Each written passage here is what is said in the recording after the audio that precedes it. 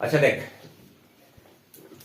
আমরা আজকে ইউনিট 7 এর মডার্ন ফিজিক্সের প্রথম চ্যাপ্টার, মানে প্রথম অংশটা যেটা, সেটা হচ্ছে তোর ডুয়েল নেচার অফ রেডিয়েশন, বাংলায় বলে আলোর দ্বৈতক্রিয়া বা তরঙ্গের দ্বৈতক্রিয়া।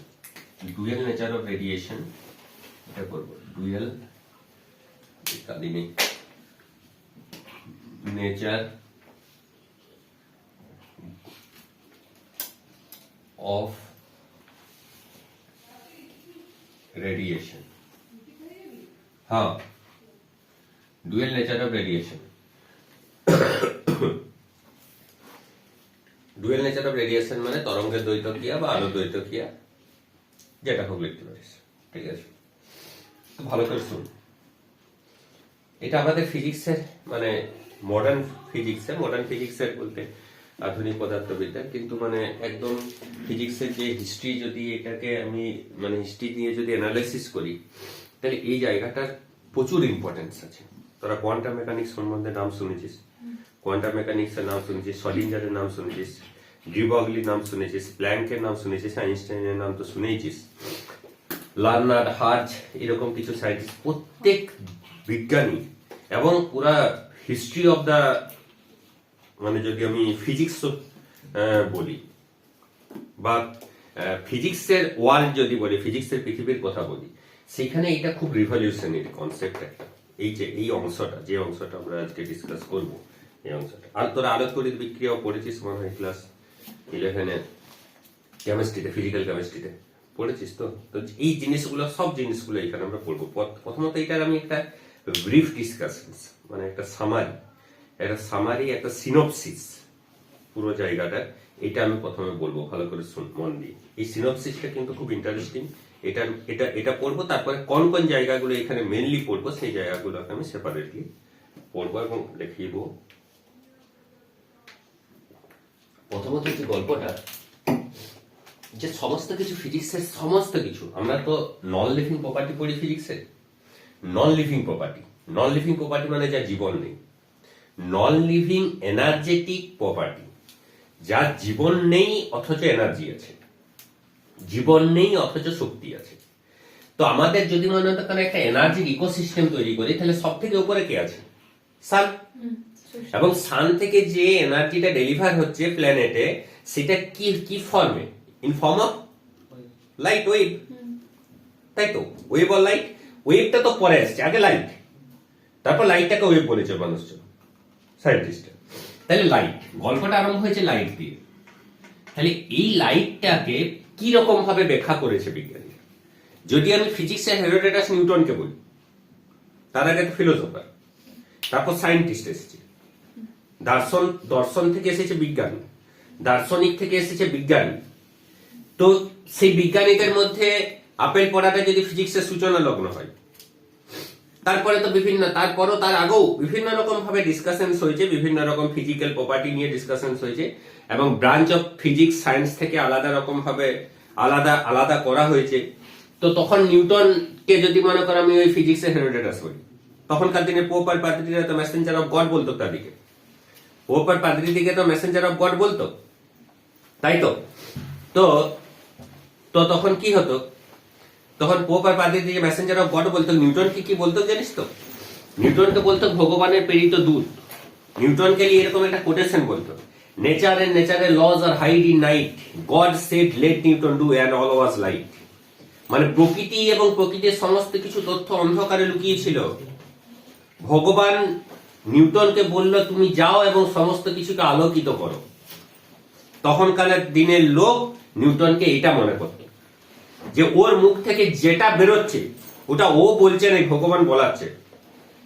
মানে প্রপার্টিজ অফ দ্য নেচারকে বোঝানোর জন্য, মানুষের কাছে প্রকৃতির তথ্য সামনে আনার জন্য নিউটনকে পাঠানো হয়েছে। এবং নিউটনের মুখ থেকে যেটা বেরোচ্ছে সেটার কোনো এক্সপেরিমেন্টাল কোনো এভিডেন্স দরকার নেই। নিউটন যখন বলছে সেটা সর্বৈব সত্য, এটা এইরকম মনে করতো। তো নিউটন লাইট নিয়ে যে ব্যাখ্যাটা দিয়েছিল, এটা আমরা লাইটের চ্যাপ্টারও বলেছিলাম কিছুটা জায়গা। লাইটেরও কর্পাসকুলার নেচার বলেছিল, জানিস তো? কর্পাসকুলার নেচার মানে হচ্ছে মেইনলি পার্টিকেল নেচার। লাইটটা ছিল ফ্লো অফ পার্টিকেল, ও বলেছিল এটা ফ্লো অফ, কি বলতো? Flow of particle.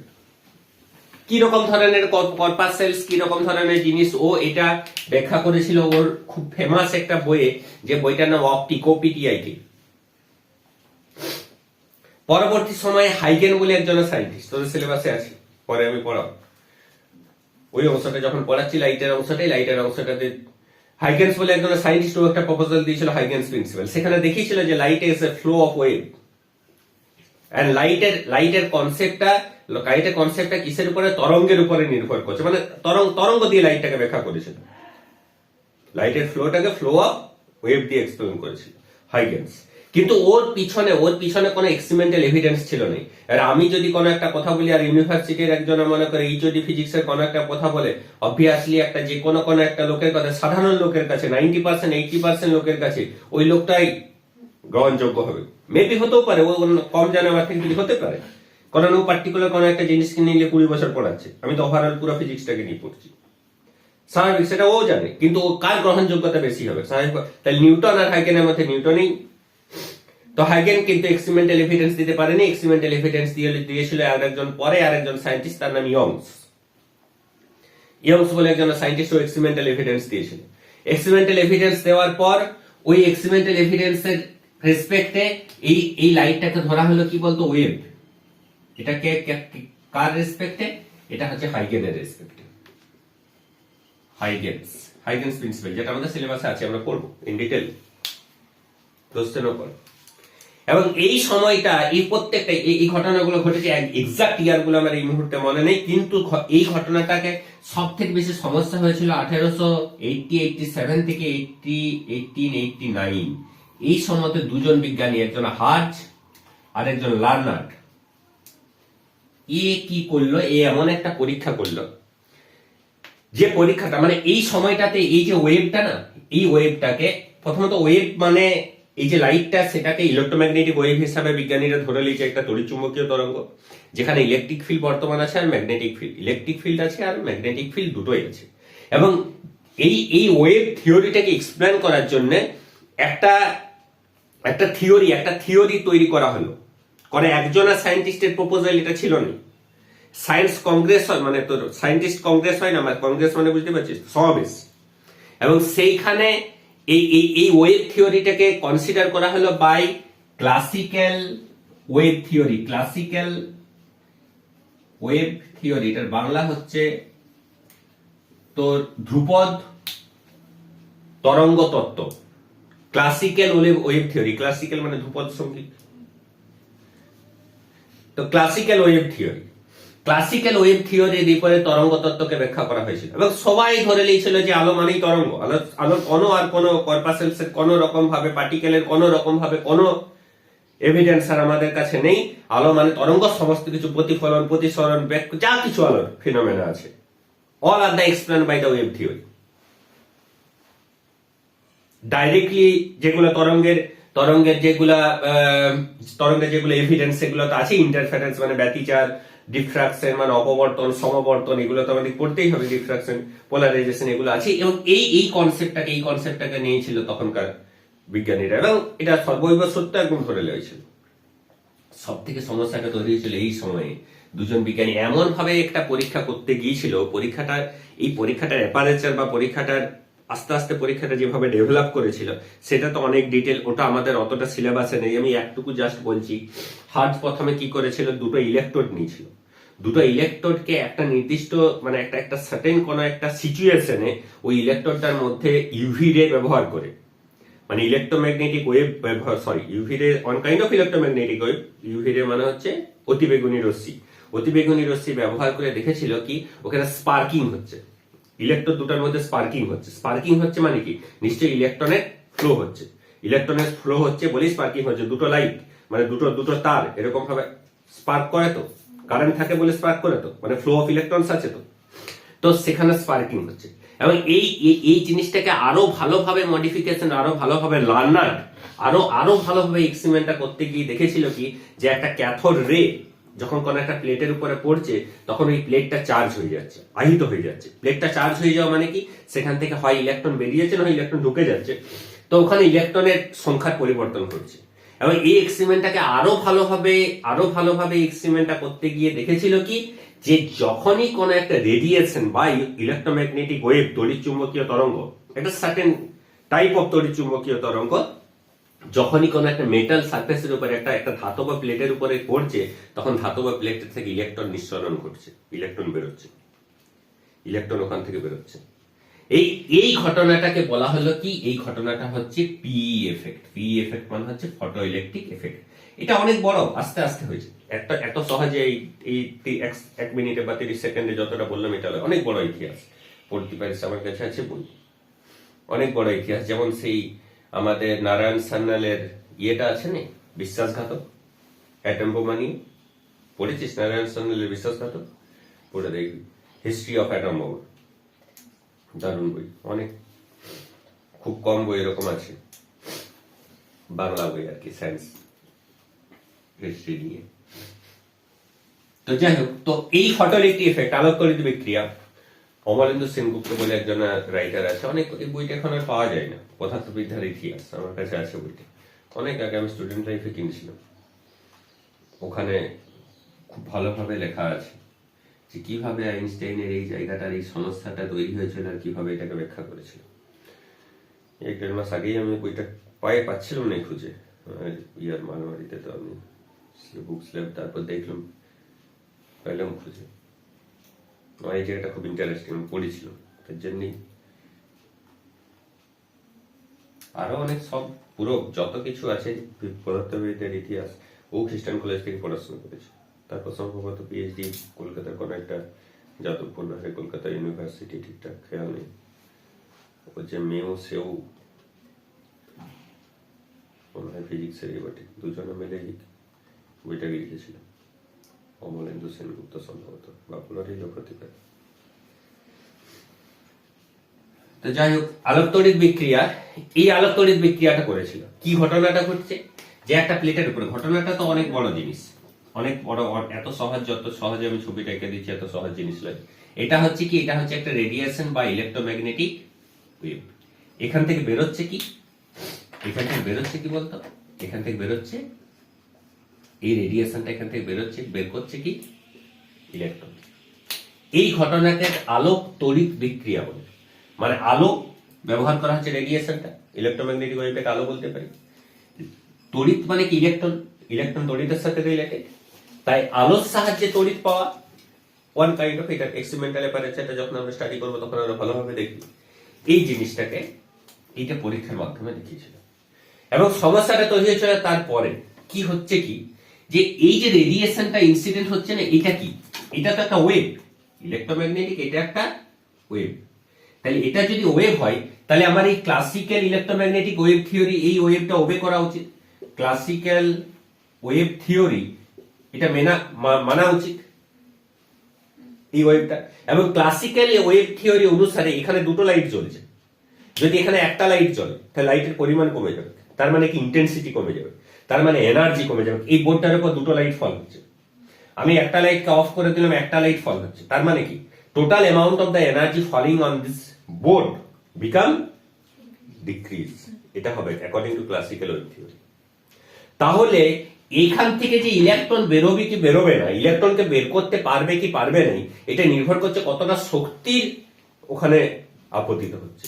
and that's energy, that energy directly depend on কিসের উপরে, that energy directly depend on ইন্টেন্সিটির উপরে আর তীব্রতার উপরে। কারণ ক্লাসিক্যাল ইলেকট্রোম্যাগনেটিক ওয়েভ থিওরি বলে এনার্জি কিসের উপর ডিপেন্ড করে, এনার্জি ডিপেন্ড করে ইন্টেন্সিটির উপর।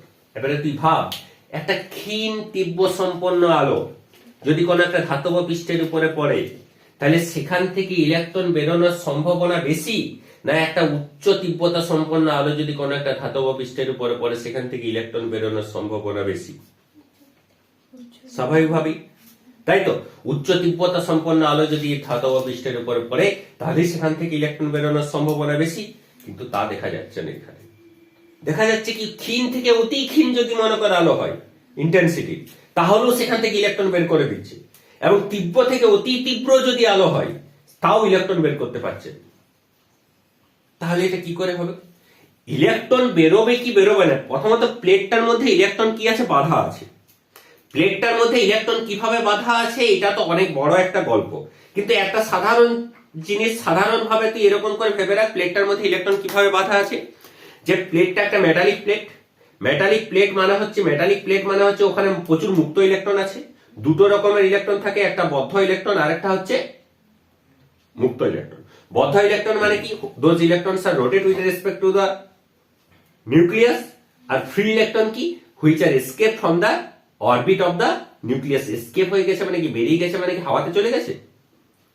বেরিয়ে গেছে মানে কোথায় আছে, একটা প্লেট থেকে, একটা মেটালিক প্লেট, এই মোবাইলটা ভাব, সাপোজ মনে করে এটা একটা iron sheet, aluminium sheet, copper sheet, এটার মধ্যে মুক্ত ইলেকট্রন আছে না নেই? মুক্ত ইলেকট্রন মানে কি, সেই ইলেকট্রনগুলো ঘুরছে কি নিউক্লিয়াসের চারদিকে, সেই ইলেকট্রনগুলো কি নিউক্লিয়াসের চারিদিকে ঘুরছে না ঘুরেনি, তার জন্যই তো মুক্ত, ঘুরেনি।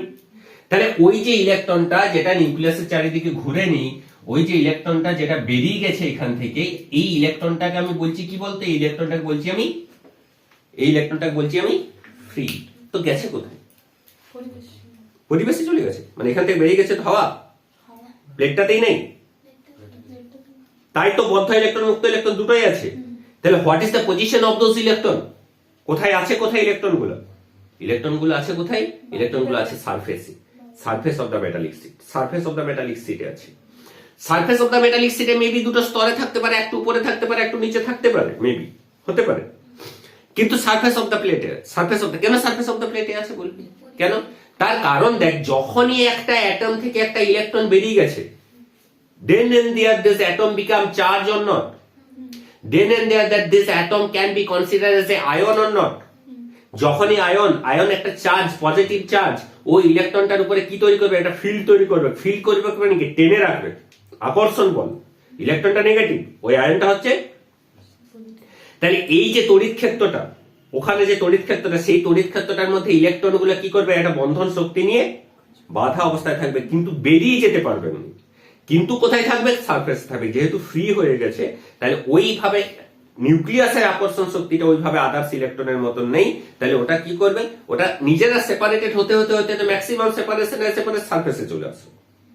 সারফেসের মেবি খুব মাইনরলি কনসিডার করলে, মনে করে একটা পেজ যদি আমি একটা বইকে কনসিডার করি, একটা এরকম ধরনের বইকে যদি আমি নিই, বা যে কোনো ধরনের একটা বইকে যদি মনে করে আমি নিই, এই বইটার এরকম হতে পারে যে মেবি হয়তো এই বইটার একটা পেজ, একটা সারফেস, তারপরের পেজটা এরকম ধরনের, যে হতে পারে যে এই সারফেসটা দুটো স্তরের মধ্যে আছে, অনেক বেশি ইলেকট্রন ডেনসিটি থাকার জন্য, কিন্তু যতটা সম্ভব উপরে থাকা, সারফেসে থাকার চেষ্টা করবে। এবং প্রত্যেকটা ইলেকট্রনের শক্তিও কিন্তু আলাদা, বন্ধন শক্তিও একই থাকবে না, কারণ পোটেনশিয়াল এনার্জি ডিপেন্ড করবে পজিশনস এর উপরে। দুটো চার্জ পার্টিকেলের পোটেনশিয়াল এনার্জি কিসের উপর ডিপেন্ড করে, বন্ধন শক্তি, Q1 Q2 divided by R। তাহলে আরটা তো প্রত্যেকটা পয়েন্টের ফিল্ডও ডিফারেন্ট হতে পারে, তাহলে সে হবেও ফিল্ড ডিফারেন্ট, কারণ আয়নের পজিশনস ডিফারেন্ট আছে, আয়ন গুলোও ডিফারেন্ট চার্জে আছে। তাহলে কি হচ্ছে, ইলেকট্রনের বন্ধন শক্তি আলাদা হবে। আমি যেটা বলতে চাইছি যে এই ফ্রি ইলেকট্রন গুলোর শক্তি আলাদা, এবং এই ফ্রি ইলেকট্রন গুলোকে বের করার জন্য কি প্রয়োজন, এরপর ওই ইলেকট্রন গুলো সারফেসে বাধা আছে, তাহলে ওই ফ্রি ইলেকট্রন গুলোকে যদি আমি বের করতে চাই, তাহলে কি প্রয়োজন, এই ফ্রি ইলেকট্রন গুলোকে যদি আমাকে এই সারফেস থেকে, এই পৃষ্ঠ থেকে যদি আমাকে মুক্ত করতে হয়, তাহলে কি প্রয়োজন, শক্তির প্রয়োজন। তাই তো, একটা শক্তি দিতে হবে, যে শক্তিটা নিয়ে পরে ও এত স্পিডে বেরিয়ে যাবে।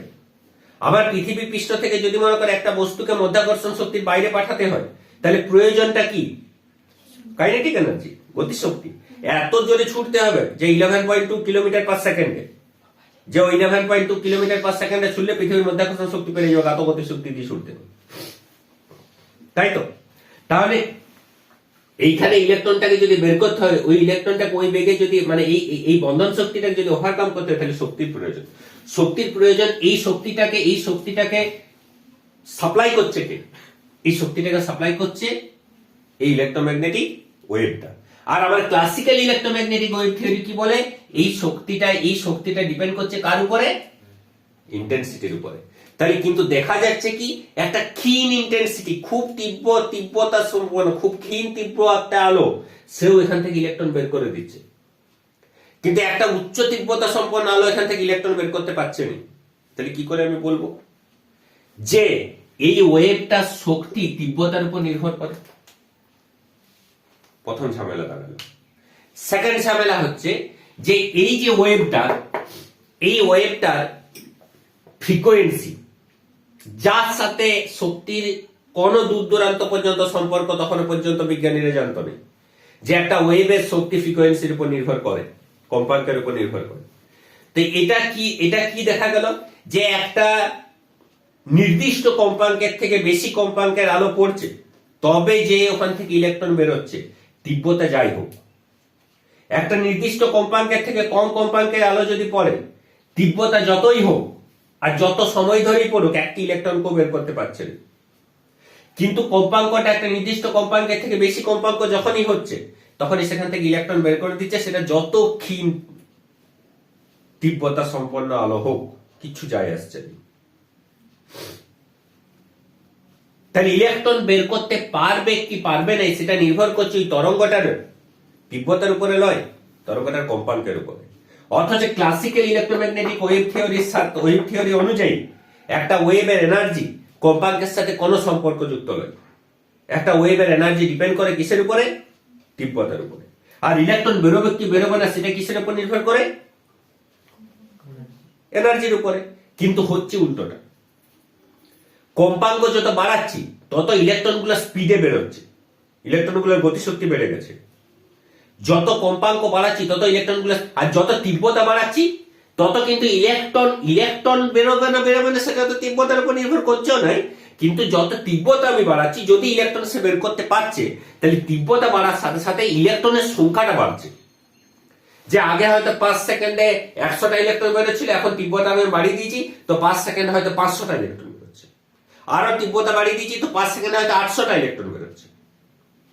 তাহলে প্রতি সেকেন্ডে ইলেকট্রনের সংখ্যাটা বেড়ে গেছে। প্রতি সেকেন্ডে ইলেকট্রনের সংখ্যাটা বেড়ে গেছে, কিন্তু ইলেকট্রনের শক্তি বাড়েনি। যে ইলেকট্রনগুলো বেরোচ্ছে সেই ইলেকট্রনগুলোর শক্তি কিন্তু বাড়েনি, বা ইলেকট্রন বেরোবে কি বেরোবে না সেটাও তীব্রতার উপর নির্ভর করছে। এইভাবে ক্লাসিক্যাল ইলেকট্রোম্যাগনেটিক ওয়েভ থিওরিকে ডাইরেক্ট কি করছে, এ মেনে চলছে না। এর অবজারভেশনটা, এই যে ফটো ইলেকট্রিক এফেক্টের অবজারভেশনটা, এই সমস্যাটা তৈরি হয়েছিল। এই সমস্যাটা চলেছিল 1903 পর্যন্ত। 1903-এ প্ল্যাঙ্কের ধার করা, মানে প্ল্যাঙ্ক তখন প্ল্যাঙ্ক কি করেছিল, ব্ল্যাক বডি রেডিয়েশন সম্বন্ধে খুব কম জিনিস আমরা পড়েছি, খুব কম জিনিস আমাদের আছে, কিন্তু ব্ল্যাক বডির যে রেডিয়েশনটা হয়, ব্ল্যাক বডির থেকে মানে কৃষ্ণবস্তুর যে বিকিরণটা, এই কৃষ্ণবস্তুর বিকিরণটাকে ব্যাখ্যা করেছিল, বিকিরণের ধারণাটাকে, মানে থিওরিটিক্যাল যে প্রপোজালটা ছিল, তার পিছনে যে বিজ্ঞানী ছিল তার নাম হচ্ছে প্ল্যাঙ্ক। ঠিক আছে, এবং প্ল্যাঙ্ক বলেছিল যে একটা রেডিয়েশন সবসময় যে কন্টিনিউয়াস হবে, সেই কন্টিনিউয়াস নাও হতে পারে, নিরবিচ্ছিন্ন নাও হতে পারে। একটা আলো আমি এখান থেকে ফেলছি, তো ওই দেওয়ালটার উপরে পড়ছে, এরকম হতে পারে কোনো একটা জায়গাতে আলোটা আছে, কোনো একটা জায়গায় আলোটা নেই, আলোটা বিচ্ছিন্ন ভাবে যাচ্ছে। একটা পাথরকে আমি এরকম ভাবে ছুড়ে দিলাম, মনে করি এরকম ভাবে এখান থেকে রেডিয়েশন হচ্ছে, আলো পড়ছে। তাহলে আমাদের ধারণা অনুসারে, বা যে কোনো তখনো পর্যন্ত ধারণা, এখানে প্রত্যেকটা জায়গায় আলো বর্তমান, কিন্তু প্ল্যাঙ্ক বলেছিল কি এরকম করে আলোটা যাচ্ছে, এরকম করে আলোটা যাচ্ছে, মানে একটা প্যাকেট অফ এনার্জি, একটা প্যাকেট অফ, মানে কোন জায়গাটাতে আলো আছে, কোন জায়গাটাতে এরকম করে, মানে ওই যেমন ভাবে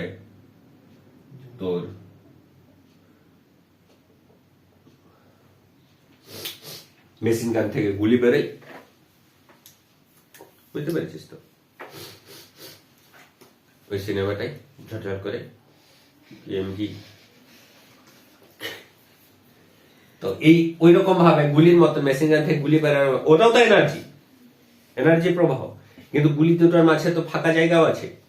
তো এইরকম ভাবে এই কনসেপ্টটা ধারণা, এই ধারণাটাকে নিয়ে আইনস্টাইন 1903 এই প্রপোজালটা দিয়েছিল, by the concept of photon theory দিয়ে এটার ব্যাখ্যা করেছিল, ফোটন থিওরি দিয়ে। এবং ফোটন থিওরি দিয়েও ব্যাখ্যা করেছিল, বলেছিল কি যে একটা রেডিয়েশন ফোটনের মতো, ফোটন মানে কি পার্টিকেল নেচার, ফোটন মানে হচ্ছে পার্টিকেল নেচার, ফোটনের কনসেপ্ট মানে হচ্ছে পার্টিকেল, একটা প্যাকেট অফ এনার্জি, মানে পার্টিকেলের মতো একটা প্যাকেট অফ এনার্জি, একটা পেঁয়াজের খোলা, মানে পেঁয়াজের খোলা না, একটা পেঁয়াজকেই ভাব, একটা পেঁয়াজকে তুই ছাড়াচ্ছিস ছাড়িয়ে শেষ পর্যন্ত কি হবে? কিছুই নেই। একটা বাঁধাকপিকে ছাড়াচ্ছিস, সব পাতাগুলো ছাড়িয়ে দিবি, শেষে কি পাবি? কিছুই নেই। তাহলে ওই ওই ওই পেঁয়াজের খোলগুলো বা বাঁধাকপির ছালগুলো, সেগুলো যদি এক একটা তরঙ্গ হয় আর ওদের যদি কম্প্যাক্ট ফর্মে থাকে, তখন কি ওই খোলাগুলো বা ছালটাকে দেখতে পাবি না একটি বস্তুকে দেখতে পাবি? কিন্তু ওগুলো তো এক একটি খোলা আর এক একটি ছাল। তো ওই খোলা বা ছালগুলো যদি এক একটা তরঙ্গ হয় আর তারা যদি কম্প্যাক্ট ফর্মে থাকে, তাহলে এটা behave like particle, behave like কণা, behave like particle, behave like photon. এটা আরো অনেক বড় কনসেপ্ট আছে। তো এই কনসেপ্টটা দিয়ে ও কি করেছিল? আলোক তড়িৎ বিক্রিয়াকে ব্যাখ্যা করেছিল, নোবেল পেয়েছিল। এবং এটা একটা রিভলিউশনারি কনসেপ্ট। এই সময়টাকে dark period of the physics বলা হয়, 87-89 থেকে 1903। তারপরে আইনস্টাইন এই যে ব্যাখ্যাটা দিয়েছিল, এই ব্যাখ্যাটা দেওয়ার পর আইনস্টাইন নোবেল পেয়েছিল এবং আইনস্টাইন ফটোইলেকট্রিক ইফেক্টকে ব্যাখ্যা করেছিল। তারপরে একটা তরঙ্গের দুটো ধর্ম থাকতে পারে, যে পার্টিকেল নেচারও থাকতে পারে, ওয়েভ নেচারও থাকতে পারে, এটা সায়েন্টিস্টরা মানতে বাধ্য হয়েছিল। মিলিকান বলে যে সায়েন্টিস্ট, নাম শুনেছিস নিশ্চয়ই, ও কিন্তু এই আইনস্টাইনের এই জিনিসটাকেও মেনে নিতে পারেনি এবং ও সারা জীবন এইটাকে নিয়ে পরে ও এক্সপেরিমেন্ট করে গেছে, যেভাবে হোক আইনস্টাইন এই জিনিসটাকে আমি ভুল প্রমাণ করব। ও ভুল প্রমাণ করতে গিয়ে ওই সব থেকে বড় ভক্ত হয়ে গেছিল আইনস্টাইনের। ও সব থেকে বড় ভক্ত হয়ে গেছিল আইনস্টাইনের, কারণ আইনস্টাইনের এই কথাগুলোর পিছনে কোনো প্র্যাকটিক্যাল এভিডেন্স ছিল না, কোনো এক্সপেরিমেন্টাল এভিডেন্স ছিল না। কিন্তু মিলিকন এক্সপেরিমেন্টাল এভিডেন্স দিয়েছিল। ও ওই এক্সপেরিমেন্ট করতে গিয়ে দেখেছিল না, এটা তো একদম পুরোপুরি ভাবে এটা ট্রু রেডিয়েশনের ক্ষেত্রে, যে পার্টিকেল নেচার আছে। এবং ও চার্জ অফ ইলেকট্রন ক্যালকুলেট করেছিল, Millikan welt of experiment. Charge of electron 1.6 × 10⁻⁻19 coulomb ও ক্যালকুলেট করেছিল। হয়তো আইনস্টাইনের উপর রাগ যদি না থাকতো বা ওইটা যদি ও না চেষ্টা করতো, তাহলে হয়তো পরবর্তী সময় অন্য কেউ করতো, কিন্তু ও হয়তো না করতে পারতো। তো এইটা ছিল ঘটনা। কিন্তু তুই ভাব, তাহলে নিউটনকে ওই যে পোপ পাদ্রীরা বলতো, যে নিউটন বলেছিল অত বছর আগে যে পার্টিকেল নেচার আছে আলোর, সেটাই ঘুরে ফিরে আবার আসলো নি, ধরতেই হলো বিজ্ঞানীর দিকে যে পার্টিকেল নেচার আছে। কিন্তু কি, পার্টিকেলের সাথে সাথে ওয়েভও আছে, পার্টিকেলের সাথে সাথে ওয়েভও আছে। তার জন্য কি বলছি আমরা এটাকে? ডুয়েল, মানে দ্বৈত। তাহলে আমরা এখানে কি পড়বো? শুন, আমরা এখানে প্রথমে পড়বো এই এক্সপেরিমেন্ট, লার্নার হ্যাজের এক্সপেরিমেন্ট, ঠিক আছে, যেটা আমাদের এক্সাম পারপাসে যেটা পড়বো। তারপরে কি পড়বো? এই এক্সপেরিমেন্টাল অবজারভেশন, ঠিক আছে, আমি লিখে দিচ্ছি প্রথমে কি কি পড়বো। যে জিনিসটা আমাদেরকে পড়তে হবে পরীক্ষার পারপাসে, যেটা পড়তে হবে সেটা শুন। এটাও খুব ইন্টারেস্টিং, এক্সপেরিমেন্টাল অবজারভেশনস গুলো, এটাও খুব ইন্টারেস্টিং এবং সহজ। থিওরিটিক্যাল ম্যাথমেটিক্যাল ইকুয়েশনসও খুব কম, অঙ্কও খুব কম পড়ে বলতে খুব সোজা সাপটা অঙ্ক পড়ে, একদম স্ট্রেট ফরওয়ার্ড। প্রথমে হচ্ছে এক্সপেরিমেন্ট, ইএক্সপিটি এক্সপেরিমেন্ট কি? Photoelectric experiment. কাকে? লার্নার আর হাজ। প্রথমে এক্সপেরিমেন্টাল সেটআপ, ঠিক আছে, এক্সপেরিমেন্টাল সেটআপ, এটা প্রথম পড়বো। তারপরে কি পড়বো? এর অবজারভেশন, কি কি দেখতে পাচ্ছি এখান থেকে, ওই ইন্টেন্সিটি বললাম, তীব্রতা, কম্পাঙ্ক, এটা অনুযায়ী এটা পড়বো। তারপরে হচ্ছে যে ক্লাসিক্যাল ওয়েভ থিওরি কেন এটা ব্যাখ্যা করতে পারেনি,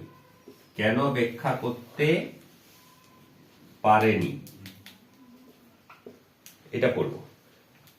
যে ক্লাসিক্যাল ওয়েভ থিওরি কেন ব্যাখ্যা করতে পারেনি, ক্লাসিক্যাল ওয়েভ থিওরি এটা কি বলেছে, এটা ইন ডিটেইল আমাদের সিলেবাসে নেই, কিন্তু একটু পড়তে হবে, জানতে হবে। তাছাড়া কেন ব্যাখ্যা করতে পারেনি কি করবে, তাই তো। আর তারপরে কি পড়বো, সেটা হচ্ছে ফোটন থিওরি। কে দিয়েছিল? আইনস্টাইন, ঠিক আছে। তারপরে ফোটন থিওরি দিয়ে কিভাবে ব্যাখ্যা হয়েছিল, কার হয়েছিল, পি এফেক্টের এই অবজারভেশন গুলো। যেটা ওয়েভ থিওরি ব্যাখ্যা করতে পারেনি সেটা ফোটন থিওরি কিভাবে ব্যাখ্যা করেছে। তাহলে এই পুরোটা একটার সাথে একটা রিলেটেড না। প্রথমে পরীক্ষাটা, তারপর পরীক্ষার সিদ্ধান্তগুলো, পরীক্ষার সিদ্ধান্তগুলো কেন ধ্রুপদ বলবিদ্যা কেন ব্যাখ্যা করতে পারেনি, তরঙ্গ তত্ত্ব, ধ্রুপদ তরঙ্গ তত্ত্ব কেন ব্যাখ্যা করতে পারেনি, তারপরে হচ্ছে আইনস্টাইনের ফোটন থিওরিটা কি, তারপর হচ্ছে এই ফোটন থিওরি দিয়ে কিভাবে আলোক তড়িৎ বিক্রিয়ার ওই অবজারভেশন গুলো, সিদ্ধান্ত গুলো ব্যাখ্যা হয়েছিল। প্রত্যেকটা একটার সাথে একটা রিলেটেড। এই আলোক তড়িৎ বিক্রিয়াটা কি, একটা ধাতব প্লেট থেকে ইলেকট্রনের নিঃসরণ। এবারে ধাতব প্লেট থেকে ইলেকট্রনের নিঃসরণ, এই নিঃসরণটাকে বলা হয় ইলেকট্রন এমিশন। এটা আমাদের এই চ্যাপ্টারের ব্যাপার নয়, এটা না পড়লেও চলবে, এমিশন। কিন্তু ইলেকট্রন এমিশন, ইলেকট্রনের নিঃসরণ ধাতব প্লেট থেকে শুধুমাত্র যে একটা রেডিয়েশন করতে পারে সেটা নয়, রেডিয়েশন ছাড়াও ধাতব প্লেট থেকে ইলেকট্রন বেরোতে পারে। সেটা আমাদেরকে একটুকু পড়তে হবে, কিন্তু এটা এটার সাথে কোনো ব্যাপার নেই, এটার সাথে কিছু নেই। একটা ধাতব প্লেট থেকে ইলেকট্রন বের করার জন্য শুধুমাত্র রেডিয়েশনই কি রেসপন্সিবল? শুধুমাত্র রেডিয়েশন নয়, যদি গরম করে দিই আমি প্লেটটাকে তাহলে ইলেকট্রন বেরোতে পারে। যদি উচ্চ মাত্রায় একটা ফিল্ড দিয়ে দিই, পজিটিভ ফিল্ড দিয়ে দিই, তাহলে ইলেকট্রন গুলোকে স্যাক করে নিতে পারে, টেনে নিতে পারে। বুঝতে পেরেছিস? ইলেকট্রন গুলোকে ওখান থেকে শুষে নিতে পারে এরকম করে। তো এটা একটা one kind of emission, field emission. আলোর সাহায্যে যদি আমি শক্তিটাকে প্রদান করি তাহলে ওটা ওয়ান কাইন্ড অফ রেডিয়েশন, যেটা হচ্ছে রেডিয়েশন এমিশন বা আলোক তড়িৎ নিঃসরণ, যেটাকে আমি বলছি। এটাও একটা ধরনের নিঃসরণ। তো এই ধরনের নিঃসরণ গুলোকে বিভিন্ন ভাবে নিঃসরণ গুলো ব্যাখ্যা করতে পারি, মানে ভাগ করতে পারি, কিন্তু এটা আমার অতটাই না পড়লেও চলবে, কিন্তু তবু আমি লিখে দিচ্ছি এই জায়গাটা একটু। আমরা মেইনলি যেটা আমাদের কোশ্চেনে পড়ে সেটা হচ্ছে এক্সপেরিমেন্টাল সেটআপটা কি, এটা থেকে অতটা পড়ে না, অবজারভেশনটা পড়ে। গ্রাফ আছে কিছু কিছু, যে কিরকম ভাবে কোনটা কার সাথে কিরকম ভাবে পরিবর্তন হচ্ছে, আর এটা কেন ব্যাখ্যা করতে পারেনি এটা পরীক্ষায় পড়ে। ফোটন থিওরিটা কি এটা পরীক্ষায় পড়ে, আর ফোটন থিওরি দিয়ে কিভাবে ব্যাখ্যা হয়েছে এটা পরীক্ষায় পড়ে। অল্টারনেটলি পড়ে, কোন বছর এটা পড়লে কোন বছর ওটা পড়ে, লাস্ট 3 বছর 4 বছরে যে কোশ্চেন্স গুলো পড়েছে সেই কোশ্চেন্স গুলো রিপিট পড়ে। পুরো জিনিসটা যদি বুঝতে পারিস ঠিকঠাক ভাবে, আমি যেমন বললাম যতটা বললাম ওটাই সিনোপসিস।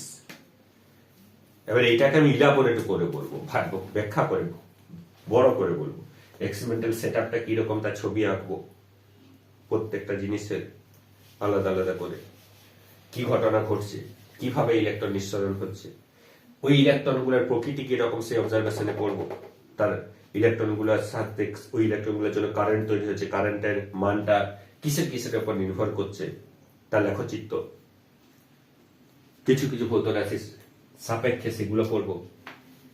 কেন ব্যাখ্যা করতে পারিনি হয়তো বললাম, তাও একটুকু, তো ওইটা আরো ইন ডিটেল,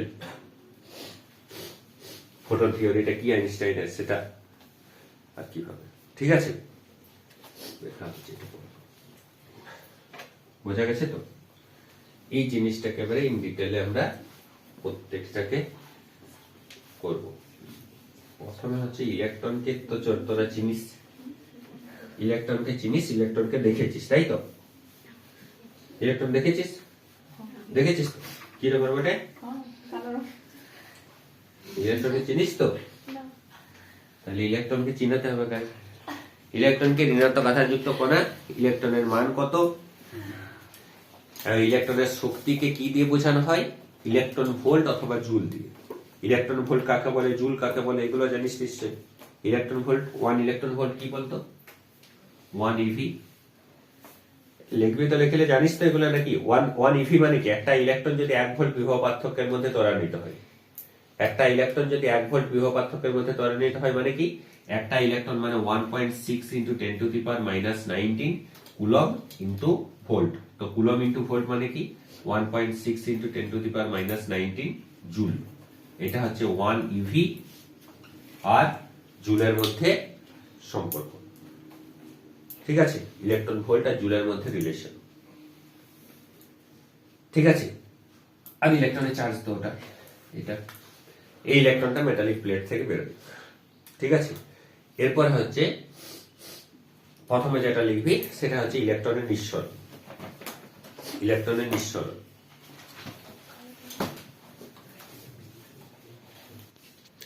এবার আমরা যেটা বলবো সেটা হচ্ছে ইলেকট্রন এমিশন।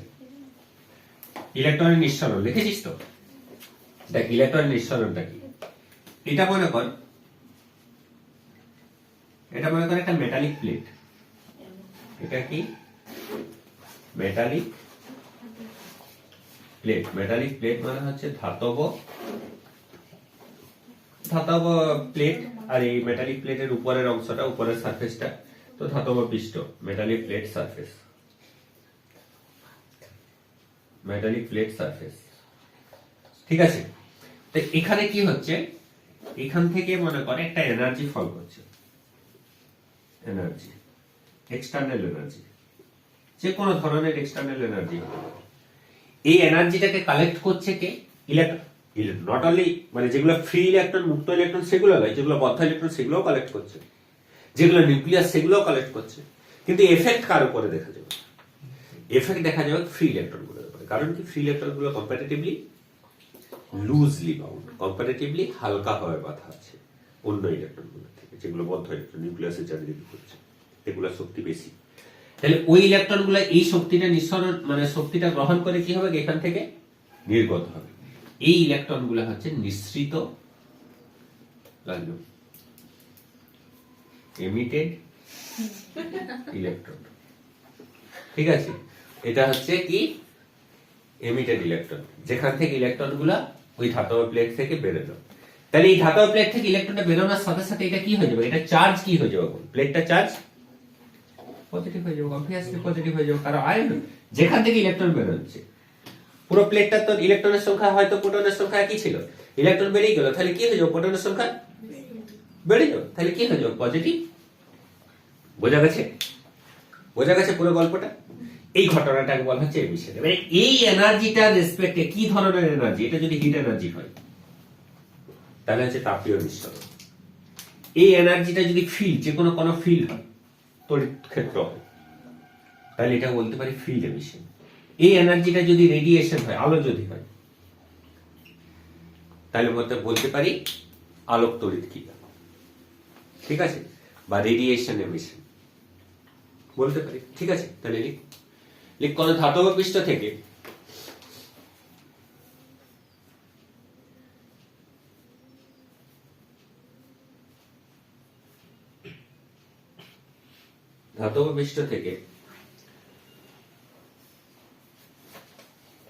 ইলেকট্রন বাহ্যিক শক্তির প্রভাবে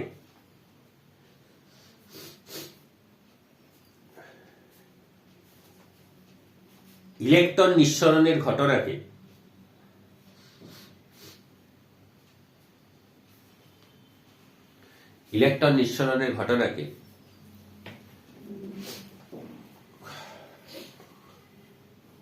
বলা হয় ইলেকট্রন বেরোনোর ঘটনাকে ইলেকট্রন নিঃসরণের ঘটনাকে ইলেকট্রন নিঃসরণ বলে শুনতে খারাপ লাগবে।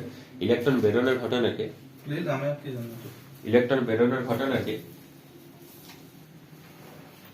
বলা হয় কি বলা হয়?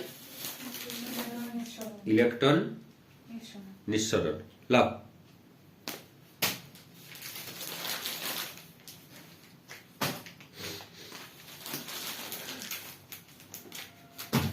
ইলেকট্রন বেরোনোর ঘটনাকে বলা হয় কি?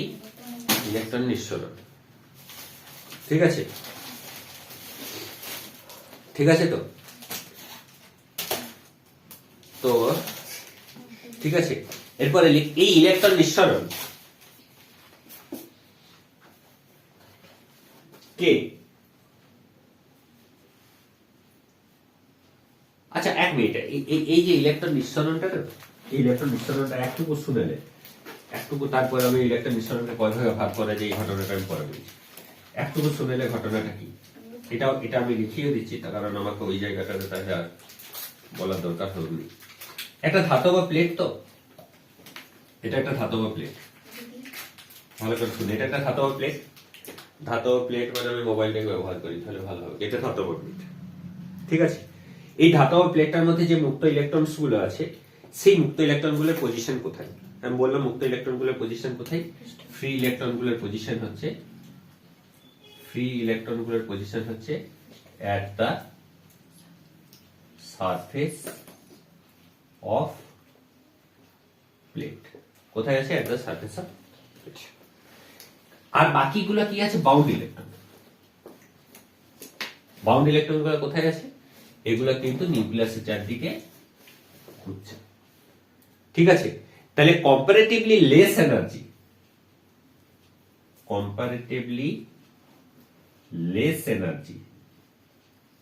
এনার্জি অফ বাউন্ডেশন, বাধা শক্তি, বাউন্ডেশন, সব তুলনামূলক কম বন্ধন শক্তি নিয়ে কোন ইলেকট্রনটা বাধা আছে? ফ্রি ইলেকট্রনটা। তাহলে ইলেকট্রন নিঃসরণ হওয়া একটা কাঠ থেকে বা একটা প্লাস্টিক থেকে বা একটা ফাইবার থেকে অনেক ডিফিকাল্ট, কারণ ওখানে তো একটাও ফ্রি নাই, সব তো নিউক্লিয়াসের চারদিকে ঘুরছে। তাহলে সেই ইলেকট্রনটাকে বের করা, তার জন্য আমি এখানে কি লিখছি? এখানে ধাতব পৃষ্ঠ লিখছি। কি লিখছি? মেটালিক প্লেট, ধাতব পৃষ্ঠ, ধাতব প্লেট, ধাতব পৃষ্ঠ। প্লেট মানে পাত, ধাতব পাত, তাই তো? ধাতব পাত লিখছি। ধাতব পাতে কি আছে? মুক্ত ইলেকট্রন আছে। এবং মুক্ত ইলেকট্রন গুলো কোথায় আছে? সারফেস আছে, এগুলো মুক্ত ইলেকট্রন। আর তো বদ্ধ ইলেকট্রন গুলো কোথায় আছে? বদ্ধ ইলেকট্রন গুলা এই লাল গুলো হচ্ছে বদ্ধ ইলেকট্রন, ডেঞ্জারাস। এরা কোন মতে স্মল বক্স পাঠাবে রক্ত বীজ। ঠিক আছে, এরপরে কি হচ্ছে? এরপরে এখানে যে রেডিয়েশনটা পড়ছে, এই রেডিয়েশনটা তো লালগুলাও নিচ্ছে, কালোগুলাও নিচ্ছে, কিন্তু কালোগুলা হচ্ছে ফ্রি আর লালটা হচ্ছে মুক্ত। এই যে কালো ইলেকট্রন গুলো, এগুলা কি এনার্জি, প্রত্যেকটা শক্তি কি একই? না, প্রত্যেকটা শক্তি একই নয়। কেন শক্তি একই না? কারণ এদের পজিশন ডিফারেন্ট। এবং এরা কি বলতে এরকম আয়ন আছে এরকম, এই নীল আয়ন, এরকম তো দেখা তো কোনোটাই যাবে না, খুব মাইক্রোস্কোপিক লেভেলে, সাধারণ চোখে তো বাদ দে, সাধারণ মাইক্রোস্কোপে। তো এই যে আয়নগুলো আছে, এই আয়নগুলোর জন্য এই কালো ইলেকট্রন গুলা, লাল ইলেকট্রন গুলা, মানে ফ্রি ইলেকট্রন গুলার বদ্ধ ইলেকট্রন গুলা, প্রত্যেকটা শক্তি আলাদা আলাদা, বন্ধন শক্তি আলাদা আলাদা, পটেনশিয়াল এনার্জি ডিফারেন্ট। এরপরে কি হচ্ছে? তাহলে যে ইলেকট্রনটা সব থেকে loosely bound comparatively than the others, আমি মুক্ত ইলেকট্রন গুলোর মধ্যে বলছি, যে মুক্ত ইলেকট্রন গুলো আছে, আমি ধরে নিচ্ছি 1 কোটি মুক্ত, 1 মিলিয়ন নাম্বারস অফ মুক্ত ইলেকট্রনস আছে। এন্ড 1 মিলিয়ন নাম্বারস অফ মুক্ত ইলেকট্রনস গুলোর মধ্যে যে বন্ধন শক্তি মানে নেগেটিভ এনার্জি দিয়ে বোঝানো হয়, তো বন্ধন শক্তি সব থেকে কম বন্ধন শক্তি হচ্ছে -50 ইলেকট্রন। আমি ধরে নিচ্ছি, সাপোজ মেবি সব থেকে কম বাধার যে ইলেকট্রনটা আছে, ওর থেকে তার বাকিগুলো কি ওর থেকে বেশি, কেউ 52তে আছে, কেউ 60-এ আছে, কেউ 62-তে আছে, কেউ 70 ইলেকট্রন ভোল্টে আছে, কেউ 80 ইলেকট্রন ভোল্টে আছে। সব থেকে কম বন্ধন শক্তি নিয়ে যে ইলেকট্রনটা আছে, সেই ইলেকট্রনটার বন্ধন শক্তি হচ্ছে। তাহলে এইখানে যে এনার্জিটা রেডিয়েশন হবে, যে এনার্জিটা এখানে ফল করবে, সেই এনার্জিটা ইলেকট্রন বের করতে সক্ষম হতে গেলে সর্বনিম্ন শক্তি ওর কত প্রয়োজন? সর্বনিম্ন শক্তি হচ্ছে +50, তাই তো? তাহলে -50টা কি করবে? ওই +50 কালেক্ট করে দেবে, 0 হয়ে যাবে, বন্ধন শক্তি 0 হয়ে গেলে টুক করে বেরিয়ে যাবে, তাই তো? ওর বন্ধন শক্তি 0 মানে কি? ওখান থেকে বুঝতে পারছিস তো? +50 থেকে বেশি হলে ক্ষতি নেই। +50 থেকে বেশি হলে কি হবে? +50 জায়গায় মনে কর 75 হলো, +75 জুল পড়েছে, কি হবে? +75 জুল পড়েছে, কি হবে? ভালো হয়েছে। ও 50 জুল নিয়ে ফ্রি হলো, 25 জুল নিয়ে ছুটলো। 25 জুল কি হলো? ওর গতি শক্তি। 50 জুলও মুক্ত হলো, বাধা শক্তি, বন্ধন শক্তিটা, আর বাকি 25 জুলে ছুটলো, গতি শক্তি। এটাই তো হবে।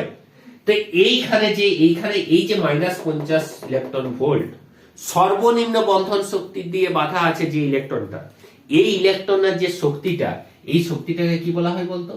এটাকে বলা হয় ওয়ার্ক ফাংশন। ওয়ার্ক ফাংশন মানে হচ্ছে কার্য অপেক্ষক। নাম শুনেছিস কি আগে?